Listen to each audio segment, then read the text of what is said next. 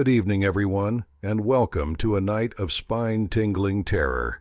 Tonight, we journey deep into the heart of the wilderness to share some of the most horrifying tales ever told. Prepare yourself for a night of fear and suspense as we uncover the dark secrets lurking in the shadows.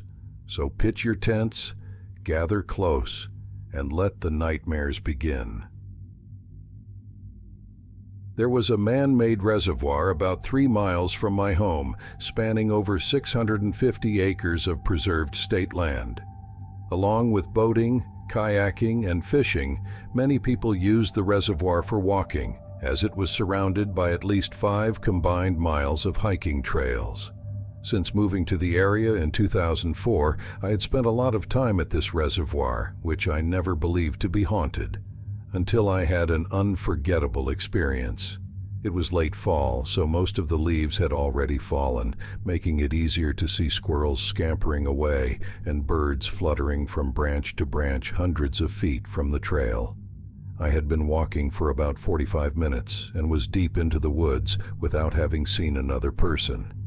On this particular trail, there's a landmark of sorts, a bench that I use to determine how far I've walked before turning back.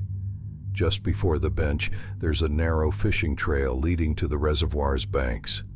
As I crossed this trail, I noticed the sudden appearance of an older man with shoulder-length white hair, wearing a straw fishing hat, suspenders, and blue jeans. He carried a rusty metal bucket in one hand and a dog's leash in the other. I searched the spot where his gaze was fixated and saw that there was no dog. The clip at the end of the leash lay motionless in the dirt. Surprised but not quite startled, I said, "Hello." He turned his eyes towards me but said nothing. Concerned, as he seemed old enough to be my grandfather and was alone in the woods, I asked, "Are you all right?" He remained silent, continuing to look me in the eye. I decided not to pester him further. Surely, if he was in trouble, he would ask for help. I moved on towards the bench, the man now gone from my peripherals. I stretched and took a swig of water at the bench, hoping the man would have crossed the trail and disappeared into the forest by the time I returned. Much to my surprise, as I approached the fishing trail again, I still saw him, eyes once again cast down to the end of the leash. This time I avoided eye contact, focusing on the fallen leaves and snarling branches ahead. As I crossed the trail, I could feel his eyes on me, but I didn't return his gaze. Once across, I looked back from a distance through the mostly barren trees. Under the brim of his straw hat was a gray complexion and glowing yellow eyes, staring straight into my soul. I could hardly believe what I was seeing and suddenly felt as if all my breath had been stolen by the wind. I stared back briefly before instinct took over, turning my steps into panicked strides. Every few seconds, I glanced back, hoping I had imagined the yellow eyes, but they remained until the density of the trees obscured them completely.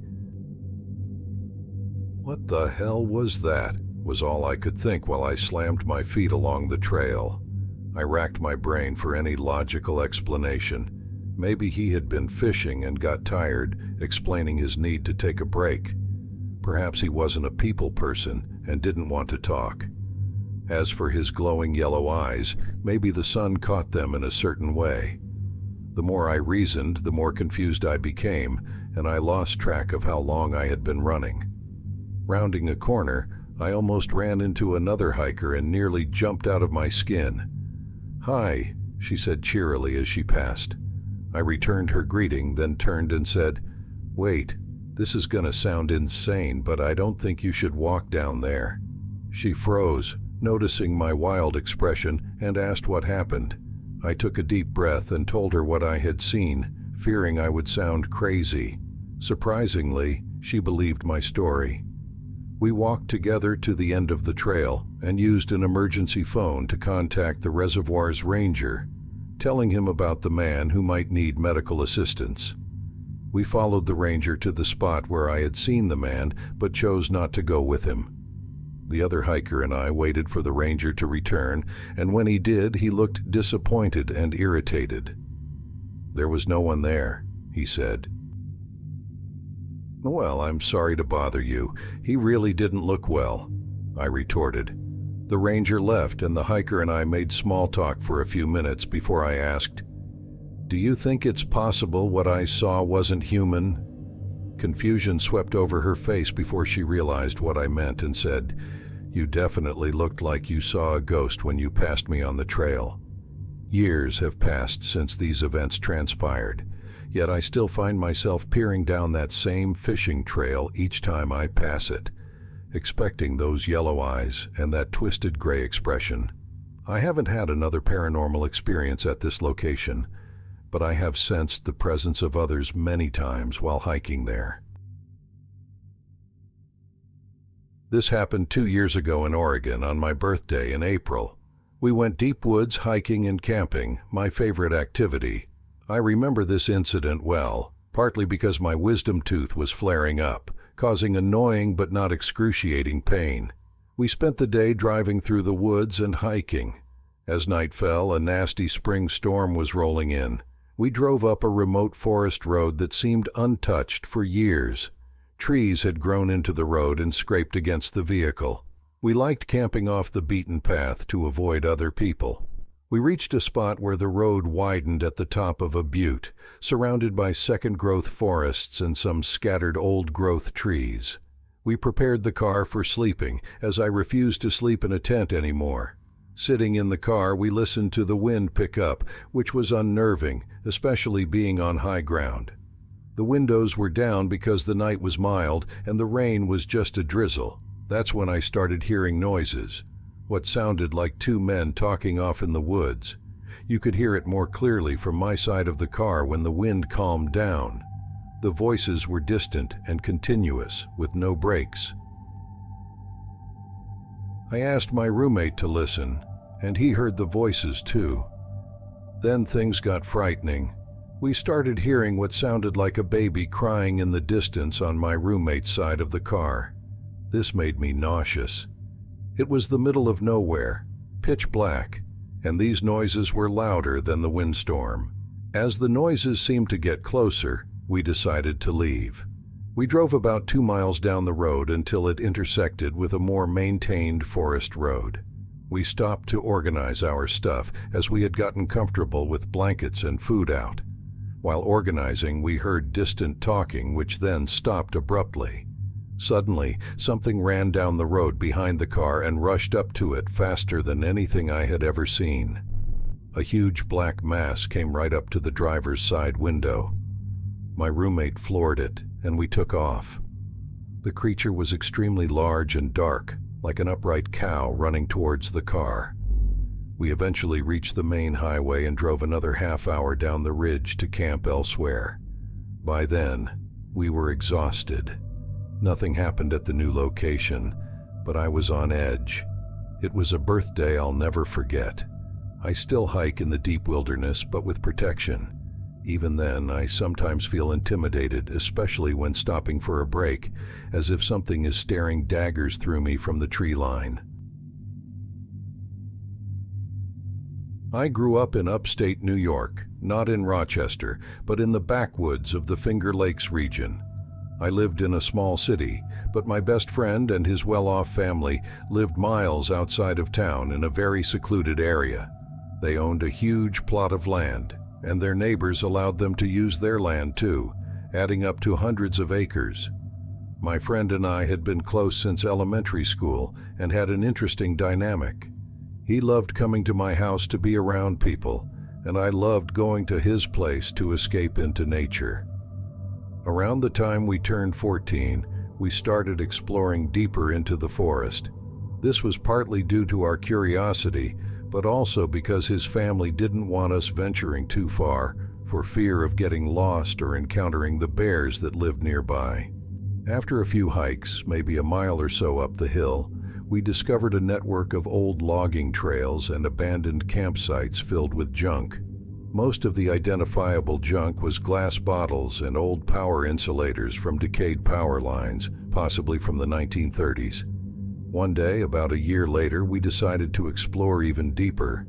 An important detail is that his father had taught us firearm safety and had a rule: Never go into the woods without a firearm for protection. We packed snacks, water, basic camping supplies, and 2 rifles, and set off to venture as far as we could, planning to return before dark. We started on the familiar trails and found an old path, more overgrown and with a small stream alongside it. Following this path, we found more campsites, similar to the others, except one had a mostly collapsed wooden shed with some cans and rusted tools inside. After another mile or so, we noticed a dark silhouette in the distance, a large structure, definitely not a house or a shed. As we got closer, we saw it was a rectangular wooden building in surprisingly good condition, despite its age. There was a single door on the short side and 6 windows along the long side facing the stream. We guessed the rotting wood along the stream was once part of a water wheel to power whatever this building used to be. As we approached the door, flashlight ready, something strange happened. The usual sounds of the woods dimmed. No leaves rustling, no animals scurrying, even the stream seemed silent. It was an eerie silence that made our skin crawl. We opened the door and turned on the flashlight. Inside it was very dark with wooden shutters blocking the light. Small slivers of light peeked through the boards. The room was small and mostly empty, except for a small workbench with a rusty saw blade and some rusted chains. We walked to the door at the far end of the room, keeping the front door open to let in some light. The next room gave us goosebumps, but we continued exploring.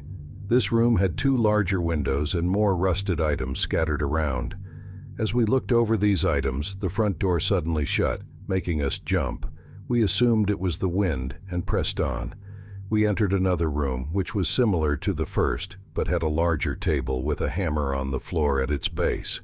The hammer seemed newer than the other items, but before we could inspect it, the first door slammed shut again. This time it was clearly not the wind. We panicked, drew our rifles, and yelled, slowly backing toward the next door, which we believed was an exit since we saw light through its boards. We stepped out into the silent woods and saw no one, which was almost more unsettling than seeing someone. We started down the trail toward his home, using the stream as a guide. As we lost sight of the structure, we thought we saw a shadow resembling an average-height person by the door we had exited. We pressed on, hearing twigs and sticks breaking behind us. Turning around, we saw a shadow standing by a tree about 500 yards away. We yelled at it, warning we were armed, but got no response. The shadow just stood there. We started running, and after a mile, saw the shadow again in the distance. Feeling cornered, my friend fired a warning shot. Everything felt strange, like waking from a falling dream. The shadow did not move. We ran to his house and hid in the basement playing video games to distract ourselves. Years later, we gathered friends and rode ATVs to return to the structure, but it was gone. We searched along the stream and found many campsites, but the building was nowhere to be found. This experience has kept me up many nights. Has anyone else experienced something like this or have any explanations? This happened to me when I was in 6th grade, 10 years ago, around September. During recess and lunch, we would go outside on nice days. The schoolyard had 2 playgrounds, a soccer field and a baseball field, all surrounded by a wooded area. We weren't supposed to go into the woods, but with only a few monitors keeping an eye on 100 or so kids, it wasn't strictly enforced. One day, my friend Courtney came running back from the woods and urged me and our other friend Justin to follow her. A few meters in, we found a tent with a middle-aged man sitting nearby. We were a little freaked out, but he quickly explained that he was homeless and hungry. Thinking we were clever, we asked to see his ID to know if we could trust him. I remember his first name was Justin, the same as my friend. We left with the impression that homeless Justin was a nice guy. The next day, we decided to bring extra snacks for recess to give to homeless Justin. For the next 3 days, we brought him food and had brief visits with him. We tried to keep him a secret from the other kids, but being so young, We weren't good at hiding our sneaking into the woods each recess. On the last day I saw Justin, he told us that the woods weren't big enough for him and asked if there were any larger woods around where he could live. Wanting to help, I explained that there were deep woods near my house, just a 5-minute walk away. After school, Courtney and I walked him there since Courtney lived at the top of the hill, closer to the woods. I left to go home, and Courtney continued with him to the path leading into the woods. This man never actively tried to hurt me or my friends. The next day, Courtney told me that the police had found him at the top of the hill and arrested homeless Justin. We're still unsure how they found out what was happening or where they were going. The following day at school, the principal came into our class extremely angry, scolding us for being foolish enough to help a random man living in the woods. Our young minds couldn't understand why, so we decided to Google Justin's name. It turns out local news had reported that he had murdered his girlfriend and son and was on the run from the police. So, to the random guy living in the woods behind my elementary school, let's not meet again. Living in the Green Mountain National Forest in Vermont, I've encountered my fair share of strange occurrences. Once, while walking down a remote road, I stumbled upon a coyote skull with its eyes still intact, sitting in the middle of the road. It had been mostly picked clean by birds, but those eyes were unforgettable. It was April, and my best guess was that the coyote had gotten trapped in the snow during winter and perished. As soon as the snow began to melt, other animals scavenged it, leaving the skull behind in the road. I've also experienced some inexplicable events. One time I was hiking on a seldom-used trail that led through an abandoned settlement early in the spring when few hikers were around. I was 17 at the time. As I headed up the trail, I began to hear a distinct humming sound coming from the woods nearby. It sounded like a woman's voice, but there shouldn't have been anyone else out there at that time. This trail sees very little foot traffic, especially in early spring when the woods are quiet and people are scarce. Initially, the sound seemed distant enough that whoever it was couldn't have seen me, making it unlikely that someone was playing a prank on me. Despite trying to convince myself it was something natural, like the sound of water running over snow and rocks, the humming would stop whenever I stopped and resume when I continued walking. A deep unease settled in the pit of my stomach, and I decided to turn back towards my car, which was about half a mile away at that point. Something in my instincts urged me to run, so I took off, even though the snow made it difficult to move quickly. I had a chilling sensation that something was running alongside me in the woods, matching my pace. Fear gripped me, but I dared not glance toward the tree line. Once I reached my car, I jumped in hastily and looked back at the trail. I didn't see anything, but the feeling of being watched lingered, compelling me to leave the area as swiftly as possible. Hey everyone, thank you so much for tuning in. I hope you enjoyed tonight's spine-chilling camping tales. Your support means the world, and I can't wait to bring you more heart-pounding horror stories soon. Stay safe, stay curious, and until next time, keep the campfire burning and share this video, and don't forget to subscribe the channel.